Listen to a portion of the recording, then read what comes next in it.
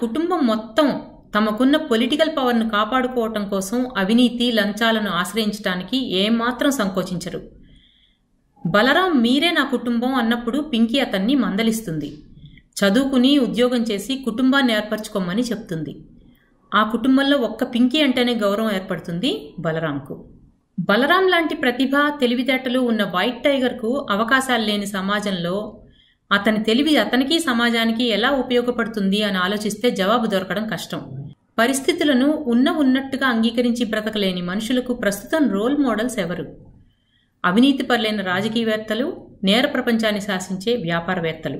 ఈ సినిమాలో సోషలిస్టునని చెప్పుకుంటూ వ్యాపారస్తుల దగ్గర ట్యాక్సులు మాఫీలు చేసి ఆ డబ్బును సొంతానికి జమ చేసుకునే రాజకీయ నాయకురాలు కనిపిస్తుంది.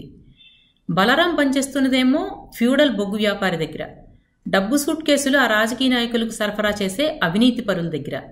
ఈ పరిస్థితుల్లో వీళ్లలాగే ఎంటర్ప్రెన్యూర్గా ఎదిగి ప్రపంచాన్ని శాసించాలనుకునే కోరిక పుట్టడం, దాన్ని తీర్చుకోవటం కోసం నేరం చేసి కుటుంబాన్ని సైతం బలిపెట్టడం వైట్ టైగర్కు తప్పనిపించదు.